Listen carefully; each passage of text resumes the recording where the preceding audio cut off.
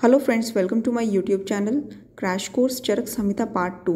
आगे बढ़ने से पहले चैनल को सब्सक्राइब जरूर कर दीजिए एंड बेल आइकन बटन को दबा दीजिए ताकि हमारी क्लासेस का रेगुलर नोटिफिकेशन आपको मिलता रहे। तो चलिए आगे बढ़ते हैं। सूत्र स्थान में कुल अध्याय होते हैं 30।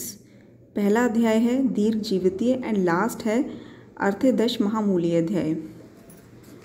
और इसमें निदान स्थान में 8 अध्याय हैं, विमान में 8 हैं, शारीर स्थान में 8 अध्याय, इंद्रिय स्थान में 12, चिकित्सा स्थान में 30, कल्प स्थान में 12, सिद्धि स्थान में 12, सूत्र स्थान एंड चिकित्सा स्थान में 30 अध्याय, निदान विमान शारीर में 8, इंद्रिय स्थान कल्प सिद्धि इसमें 12, तो टोटल हो गए 120 अध्याय।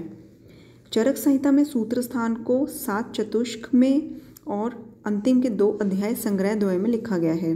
7 चतुष्क मतलब कि एक चतुष्क में 4 चैप्टर्स आते हैं, तो टोटल 28 हो गए, प्लस आखिरी के जो 2 अध्याय हैं संग्रह द्वय, टोटल 30 अध्याय। 7 चतुष्क के नाम याद रखने ज़रूरी हैं। ये एग्ज़ाम में ज़रूर पूछते हैं कि कौन सा चतुष्क कौन से नंबर का है। मतलब फर्स्ट नंबर पे जैसे भेषज है, सेकंड में स्वस्थ, थर्ड निर्देश, फोर्थ कल्पना, फिफ्थ रोग, सिक्स्थ योजना एंड 7वां चतुष्क कौन सा है ऐसा पूछ लिया जाता है, अन्नपान। भेषज, सेकंड इज स्वस्थ, थर्ड इज निर्देश चतुष्क, फोर्थ कल्पना चतुष्क, फिफ्थ रोग चतुष्क, सिक्स्थ योजना चतुष्क एंड 7th है अन्नपान चतुष्क। अनुबंध चतुष्टय किसे कहते हैं? अनुबंध चतुष्टय में आ जाता है अभिधेय, प्रयोजन, संबंध, अधिकारी। आयुर्वेद का अधिकरण, वेरी इंपॉर्टेंट क्वेश्चन। आयुर्वेद का अधिकरण क्या है? त्रिदंडात्मक पुरुष। त्रिदंड में क्या आता है? सत्व, आत्मा, शरीर, और इसी को हम पुमान बोलते हैं और इसी को हम लोक भी बोलते हैं। त्रिसूत्र हेतुलिंग औषध, त्रिस्कंद भी हेतुलिंग औषध है। त्रिसूत्र त्रिस्कंद एक ही बात है। त्रिस्तंभ वात पित्त कफ, इनको त्रिस्तंभ बोलते हैं, त्रिस्थूण भी बोलते हैं, त्रिदोष भी बोलते हैं। और स्कंद त्रय हेतु दोष द्रव्य। अब इसके बाद आ जाते हैं कारण द्रव्य। कारण द्रव्य कितने हैं? 9। खादिन्य आत्मा कालो दिशश्च द्रव्य संग्रह। खादिन्य मतलब पंच महाभूत, आत्मा काल दिशा मन। शारीरिक रोग की चिकित्सा देव युक्ति व्यापाश्रय से की जाती है। देव एंड युक्ति व्यापाश्रय।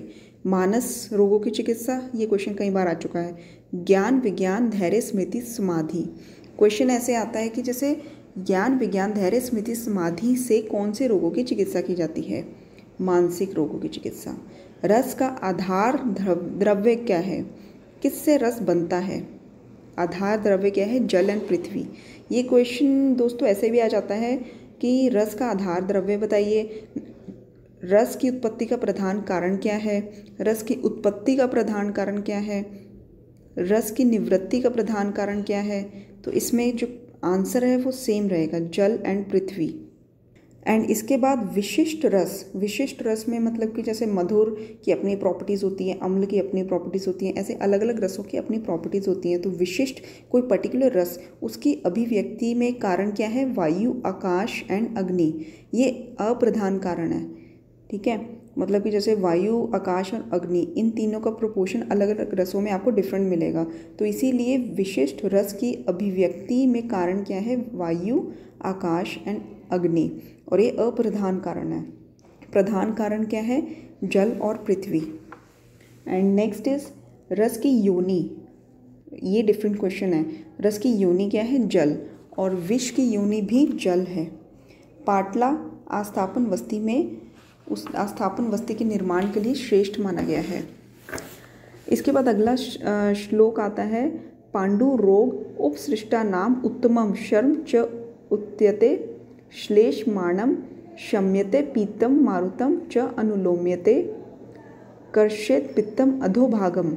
मतलब श्लेषमाणम शम्यते, श्लेष्मा का शमन करता है, कर्षित पित्तम अधोभागम, पित्त को अधोभाग से निष्कासित करता है, और वायु का अनुलोमन करता है। पांडु रोग के लिए उत्तम है। ये किसके गुण हैं? ये मूत्र के सामान्य गुण हैं। पाण्डुरोग उपसृष्टा नाम उत्तमम शर्म च उद्यते श्लेषमाणम शम्यते पीतम मारुतम च अनुलोम्यते कर्षित पित्तम अधोभागम। इसके बाद आ जाता है षट शोधन वृक्ष। It's very important. षट शोधन वृक्ष कौन से हैं? अश्मंतक, अर्क स्नूही, पूतिक, तिलवक, कृष्णगंधा। अश्मंतक, अर्क स्नूही, पूति, तिलवक, कृष्णगंधा। अब जो पहले तीन हैं अश्मंतक, अर्क, स्नूही, इनका शीर प्रयोग होता है। पूतिक, तिलवक, कृष्णगंधा इनकी त्वचा का प्रयोग होता है। अश्मंतक इज फॉर वमन, अर्क वमन और विरेचन दोनों में काम आता है। स्नूही विरेचन में, पूतिक विरेचन में, तिलवक विरेचन में। कृष्णगंधा थोड़ा सा अलग इसका फंक्शन है, विसर्प, शोथ एंड गलगंड। This is very important part, इसमें कई बार क्वेश्चन आ चुका है। नेक्स्ट इज यवागु। यवागु टोटल कितने बताए गए हैं? 28, जिसमें से 22 यवागु होते हैं एंड 6 पेया होती है। बट अगर क्वेश्चन आता है तो आपको फर्स्ट चॉइस है यवागु कितने होते हैं? 28। आप 28 को मार्क करेंगे। 28 में से कुछ यवागु जो इम्पोर्टेंट दिए हैं हम वो डिस्कस करेंगे। फर्स्ट इज पाचनी एंड गृहिणी यवागु। इसमें ये कौन सा है? ददित, बिल्व, चांगेरी, तक्र, दाड़िम, साधिता। तक्र भी ग्राही है, दाड़िम भी ग्राही है, बिल्व, चांगेरी ये भी पाचनी है।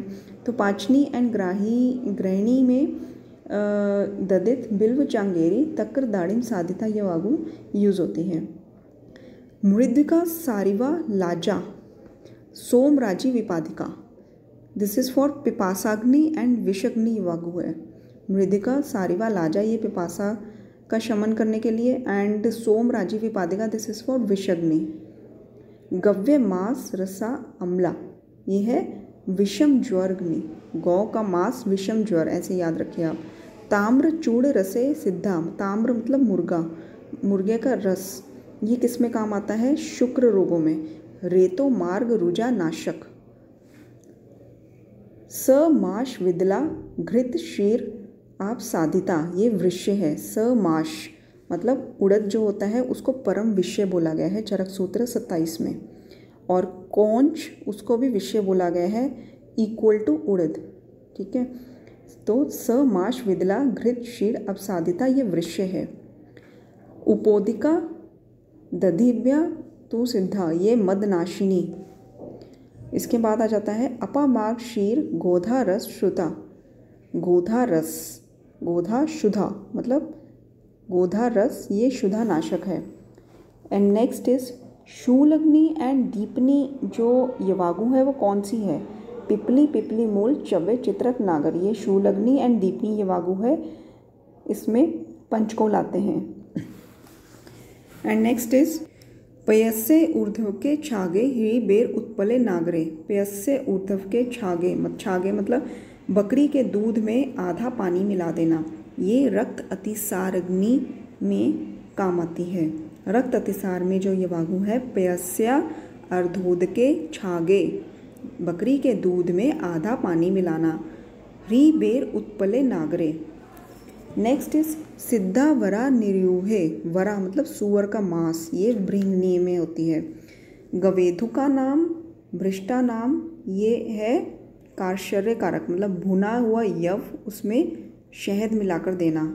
इस यवागु का काम क्या है? कार्श्य कारक, वेट लॉस में काम आती है। गवेदु का नाम, भ्रष्टा नाम, समाक्षिका शहद मिक्स करके। इसके बाद आ जाता है सौविरांजन। सौविरांजन डेली यूज़ होता है प्रतिदिन।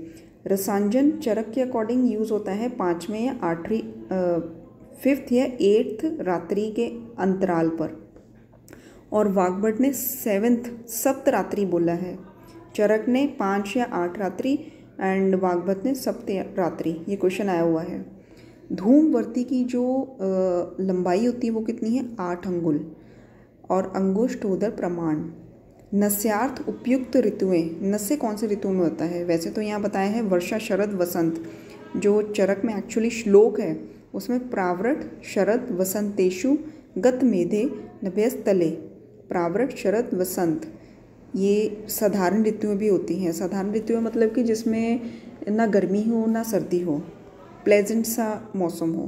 प्रावरट, शरद, वसंत, ये 3 हैं नस से उपयुक्त ऋतुएं जिसमें नस से करवाया जाता है। प्रातः सायं 2 बार दंत धावन करने का निर्देश है। प्रातः सायं 2 बार दंतवन का निर्देश किया गया है। इसके बाद आ जाता है धूम निवृत्ति। प्रायोगिक धूम में 2 बार, स्नेहिक 2 बार, वैरेचनिक 3 से 4 बार।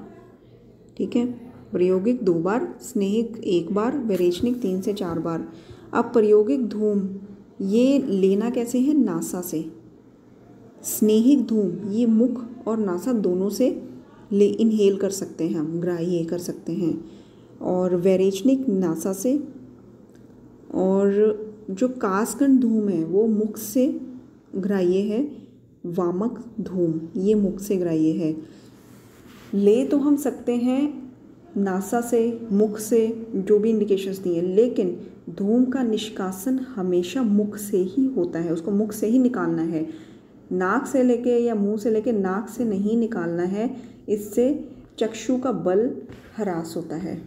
ठीक है, फिर से सुनिए। धूम निवृत्ति प्रायोगिक 2 बार, स्नेहिक 1 बार, वैरेचनिक 3 से 4 बार। सबसे ज़्यादा वैरेचनिक है और सबसे कम स्नेहिक। प्रायोगिक धूम नासा से लेना है। स्नेहिक धूम मुख या नासा दोनों से ले सकते हैं। वैरेचनिक धूम भी नासा से लेना है और कासगंध धूम मुख से लेना है। वामक धूम मुख से लेना है। सभी धूमों का निष्कासन मुख से होगा। थैंक यू फॉर लिसनिंग दोस्तों। Take care.